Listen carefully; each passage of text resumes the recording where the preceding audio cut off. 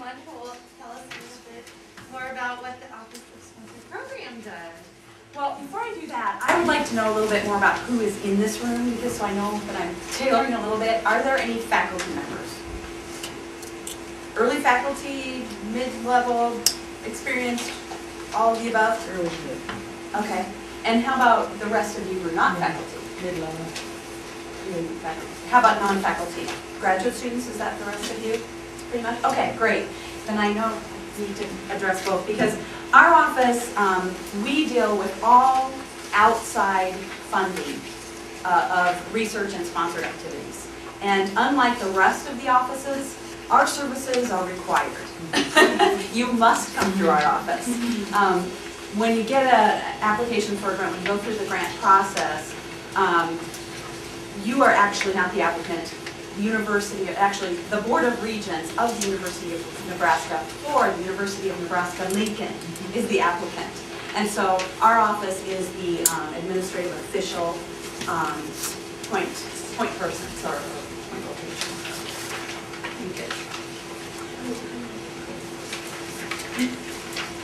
Okay. Our mission is really to serve and guide the University of Nebraska-Lincoln community in obtaining and managing financial resources to enhance research, creative, and scholarly activities. A lot of times, you know, we're under the Office of Research and people think it's just hard research, but it's all sponsored programs. So, and some of those are not necessarily a research program. So, this is our contact information, and I put everyone's information down because you need to know several different people's names. Our director is Jean Wicks, and she's actually the authorized institutional official for the University of Nebraska. So she signs off on any proposals that go to outside agencies. If they don't require a signature, they still are required to come through our office prior to submission, and we will provide a letter that says the institution has approved submission of this proposal.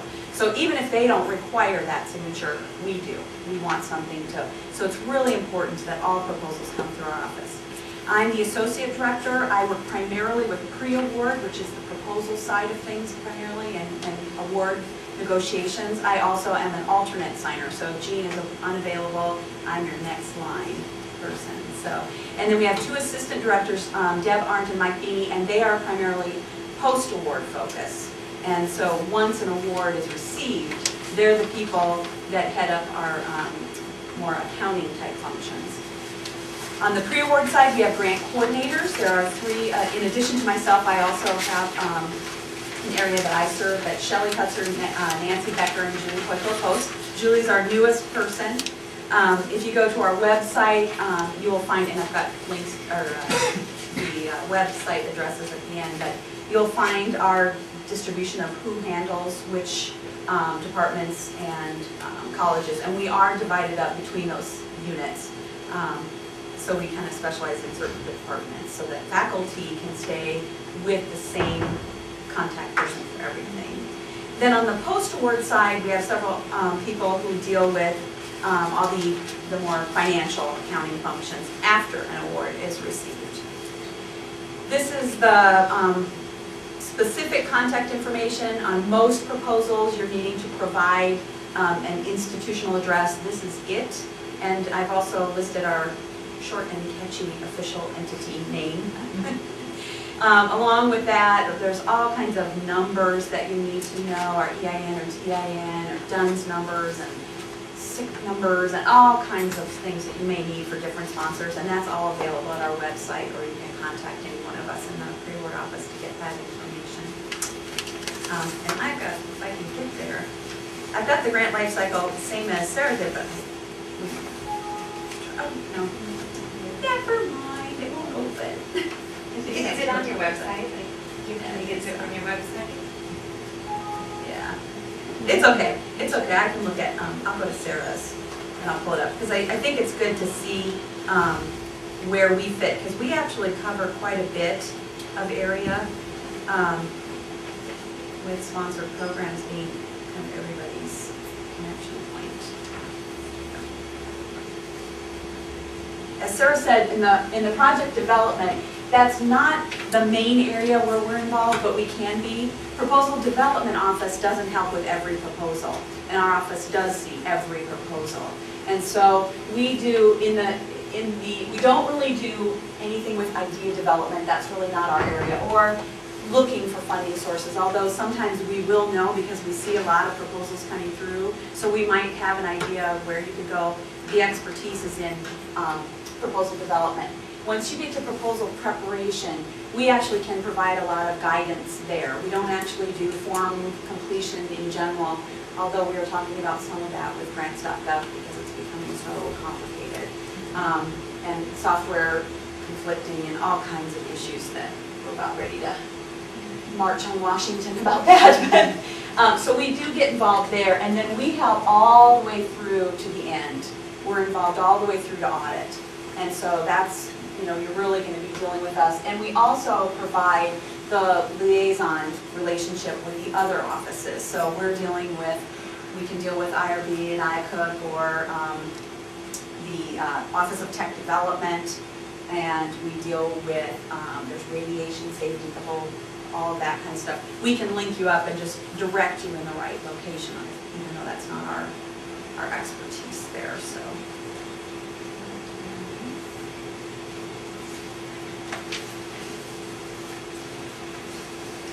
Similar, I think we've kind of covered a lot of the different services we offer. Specifically, we help with all pre and post award services throughout the life cycle of a grant, and so or a contract. We really do, as Sarah said, want to know early on the stage, even when you think you're going to propose, because we also need to go get you on our schedule to know you're going to be submitting, because we actually do the submissions, especially in most electronic cases. We are the submission point, and we need to review your proposal before it goes out. We have a 2-day, which is one of the shortest in the industry, window, which what we ask is that you have your proposal to us 2 days before the deadline, so that we have time to review it, give you feedback if there's any errors, or to get those things fixed before submission. We're actually looking at expanding that for grants.gov and doing the grants.gov packages for you, but you have to have all the materials to us ahead of time. We actually are just talking about that today, looking at how long we would need to have that. There's a lot of software compatibility issues right now with grants.gov. Nobody really knows on some of the things that they're doing, what's going to work and what's not. So if you are involved in a proposal that's going through grants.gov, early preparation, because we've had some interesting scenarios come up with problems with just things being corrupted, and you don't know it until you've submitted it. And then we have to turn around quickly, fix it, find out what it is, fix it, and resubmit it. And so it's a little stressful when we get down to the wire. We advise on proposals. We actually, as I said, do the submission, but we can give you some advice. Some of the things that happen in a proposal preparation, especially related to budgets, there's not a great deal of detail in some of those instructions about what you need, and especially in budget justifications, which for me are the most important part of the budget. And so we've seen hundreds of proposals, so we can really give you some good guidance and some tools there. And our website has some tools, and we'll have more. We are the official negotiation point for the university, so any awards that come in, our office reviews and negotiates terms. That's more on contracts than it is on grants, because usually grants come in with acceptable terms, they're pretty standard, but it can vary, and we are the official signature as well. So even if you're working on something where you're working with another faculty member at maybe another institution, when you're submitting with them, that is still a proposal from our institution. We're just submitting it to that other institution who's going to then submit it to the sponsor. We would still expect the same kind of review, the same kind of routing, and all that kind of thing. And when an award comes in, the award would come in from that other institution, known as a sub-award, and we would review and negotiate those terms as well. So that's part of what we do. And then on the post-award side, really provide the financial management, and they look at those expenditures as they go, and will provide any kind of feedback or issues and work with you to resolve problems. And then they also do most of the closeout work. There's a lot of forms and things that need to be filed with closeout processes, and our post-award area does that. We do a lot of coordination with sponsors. If you need to contact a sponsor about something, a lot of times it's really good to come through our office. It's good to give them enough information to get your question answered, but don't give too much because you can get yourself into trouble with sometimes with sponsors getting confused about what you really intended, so we can help with that. There's several policies related to aspects of research and sponsored programs. This is a link from the Office of Research website. These are several of the policies there. We also have a link from our website to university policies that apply. We're the ones who make sure everything is compliant with everybody everywhere, so there's an awful lot to that. And there is, like Sarah's office handles the expert review of proposals, and there's actually a little policy or information about that available at the Office of Research website too. These are those other links, the Board of Regents policies. There's some bylaws that have some information in there. Business and finance policies apply to sponsored programs, as well as State of Nebraska financials also can apply. So these are not fun things to go read, and unless you just put you to sleep. So if you have a question you're not quite sure, we're the people to ask, and mostly in the post-award area they can deal with all the financial questions and mostly solve your problems there. We can deal with and interpret all the pre-award side of things with my group. There are certain other authorizations. As I said, we're the signature authority for the institution on proposals and awards up to a certain threshold, and then Vice Chancellor Jackson is the sign-on for contracts above $100,000. Technology development has signature authority on any kind of licensing, confidentiality agreements, material transfer agreements, as long as those are separate, standalone agreements. If they're incorporated into a research agreement, then they come through our office. Things to be aware of there is you want to work with them. If you're working, especially with industry at all, with any kind of funding, proceed cautiously.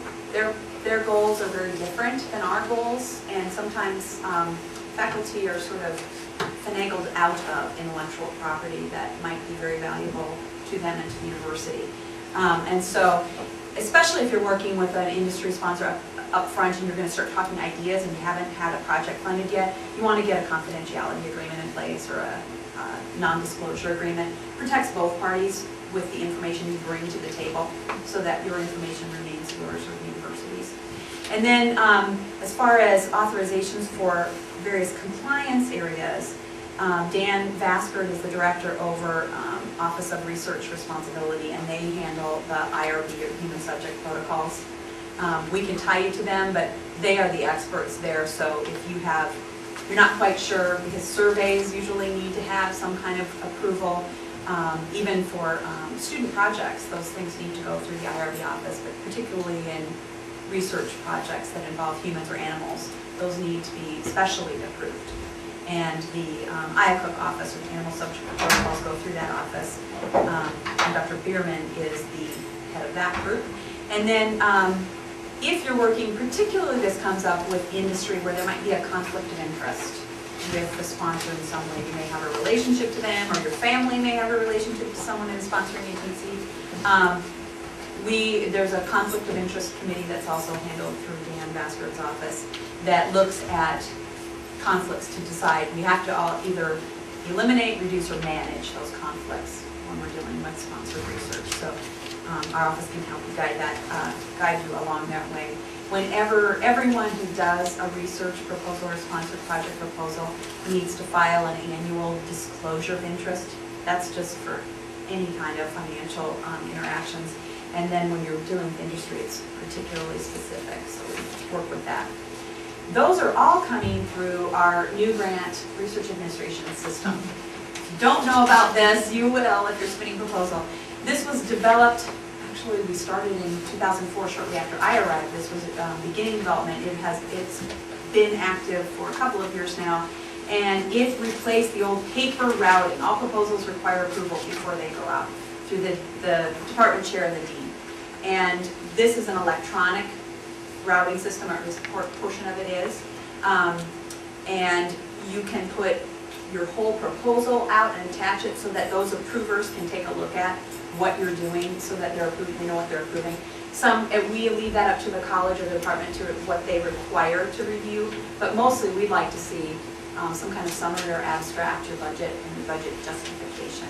I can't stress enough. Your budget doesn't mean a whole lot. We can tell you if it adds up, but we can't tell you if it's appropriate if we don't know what you intended with it. So, the little yellow handout I gave you, we have some upcoming new grant training sessions. Those are just to help you get how you get going in those. It's particularly for proposal routing. They have separate trainings for IRB routing. Those IRB protocols are also now all handled through New Grant. The disclosure of interest form that I'm talking about, that's all through New Grant now too, and that will be discussed in those training sessions as well. So everybody who's dealing with outside research needs to be able to log in there and get that. And again, this is more about New Grant. The main things that we've been able to do, and the biggest success story about New Grant is that it's no longer dependent on somebody running a piece of paper around and making sure people are physically around. We've had people approve protocols or approve proposals from China and India, wherever they are, because if you have web access, you can get to it. And it's got security built in that you can have access only to whatever level or security level you're at. So individual faculty can go in and create their own proposals for routing.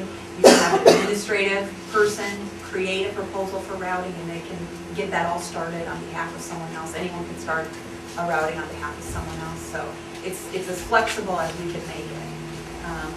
And you can learn all you want to know about getting in there for these training sessions. As Sarah mentioned, the New Ramp series, we instituted this last year, last spring. We got a really great feedback about it, and we're refining some of the sessions and adding some more sessions. What I've shown you here is the sponsored program modules. Those are all the ones that we offer through our office. As you can see, we do a lot of them because we touch on almost every aspect of proposals. There are currently 8 modules with 3 elective courses, and there's actually a certificate program associated with this, especially administrative people. We've had a lot of them really want to get broad training so they can be a good resource to their whole department. And also, it's something for kind of a career improvement kind of thing, so that they're seen as more valuable too in what they're doing. But it doesn't hurt. You can attend any one of the modules or all of them. If you're especially new or not real experienced in developing proposal budgets particularly, you want to get to module number 4. 3, we go through the whole process of what it is to submit a proposal, how that all works at UNL. Receiving the award is particularly how the awards come in, what kind of awards we have, what we do with those once they get here, and how you get processes set up. Then the administrative award is actually how you get an account, how you start spending, and how that works after you receive the award. The new one, we did offer a grants.gov session previously. We are revamping that because grants.gov is changing. The forms were Pure Edge version. We're moving to Adobe Forms, and it's very interesting. Keeps life interesting for grant administrators, that's for sure. But we'll be going over all of that. So if you're doing any kind of federal submission, you're going to be looking toward grants.gov, if not now, in the future, because they're all mandated to go through that. For effort reporting, if you've got any kind of cost sharing on anything that's particularly of interest, and your effort on projects come through PARS, we have a PARS training, and then the New Grant Basics. These are the websites that are relevant to what I'm talking about here. Obviously, the Office of Research, you can find, or a student at the university has a login to New Grant. It's through Blackboard. We use the same LDAP that they do. We're tied into LDAP with them. So if you've got Blackboard access, you've got New Grant access. And then, of course, the New Grant training sessions. Though they're not, I don't think they're on this website yet, but you will, if you want to attend any of those sessions, you need to log in there and register. So you can just have an account, make sure you're making. And that is it. Do we have questions? Yep. How long are the New Grant sessions? Are they a full day, half day? No, they're usually, I think the longest one is a couple hours. Yeah, and Or an hour to 2 hours. Yeah, I think 2 hours is long, from anywhere from an hour to 2 hours. The budgeting one might be a little bit longer, we ran a little longer last time. There's just a lot of questions associated with those, so. Yes? I come from Omaha campus. Can I still use those services with this question? You're UNL faculty just on, are you Uh, engineering or are you? I'm majoring criminal justice, but still I teaching here. But I actually belong to Omaha campus. Then no, those, if you actually belong to Omaha, it's very confusing because we have people who belong to Omaha and are here and people But who are I here. come here to teach. Yeah, but you would be, if you're doing research and things, you're gonna be going through UNO Okay. for that, because you're a UNO So I can faculty. use those services in this question. No, UNO has their own sponsor programs office. They have similar services, I don't know that, they don't have the new grant, but they have their own processes. And I can put you in contact with who you talk to there. We do have engineering and we have one other, which one, that has faculty, UNL faculty who are in Omaha. But they would be considered UNL faculty, so they would come through our office. So it depends on where your appointment is. I have a question. I just like the sequence of events. So let's say I have 4 projects that are halfway written up for NIH or NSF or something like that. Some of them, I'm not quite sure what funding agency. I would go to her first, not to you Yes. directly, but you know what I mean. Find out some funding information, kind of like what the foundation does as well, right? Get funding, yeah, the foundation does that. They do that. Yeah. Get some information like on funding sources. Right. Then take it to your office for folks to kind of look over the proposal and make sure that it's complete and that the budget is appropriate Well, and. Kind of. You would Okay. you would go to their office, breaking something here, their office both for finding funding and Right. also helping you develop the narrative part of your proposal. The narrative I'm not worried about. Okay. I'm worried about. Then all the, making sure you're compliant with all the forms and all the rules and stuff like that with the particular program, that would be our office. But I need to find out like some funding, potential funding sources first. Right, because otherwise I we mean, won't know some what I your know, goals and are. some are just, some are, I'm not quite sure about. And I guess even within, so for example, NSF, which part of NSF you would go to? I know that makes sense. I'm And not that sure. part, actually, those kind of things are Mhm. not as critical, Okay. because NSF, They'll- regardless of right, which they'll area send you're it going to, you somewhere. have the same requirements as far as what you're to submit, pretty much. Right. And they have a great website Yes. system, the FastLane is a great Okay. system, so, but, if you have those questions and you're at that stage, you're not quite Mhm. sure, just call us and we'll tell you whether or not you Okay. need to get more information and come back, or you're ready to go. That'd be good, thanks. Yep. Yes? For new grant, if multiple people are working on the same proposal, do they just each log into their own Blackboard, or do we just have to get the other person's password, or what? No, each person should log in as themselves. If you're working on, this is not where you would actually prepare the proposal. Okay. You're not working on drafts back and forth. That's not what this system is. Yeah. It's once you have it done, you attach it in there, you just upload the file, Oh, and Okay. route it, and it's Oh. routing. So you wouldn't work back and forth in that system. We've actually talked about getting something, but we don't currently have any kind of a system for that. okay, thank you. So otherwise, that's just email Okay, back and forth, usually with their office, working with track changes in a Word document. all right. Thank you. Okay.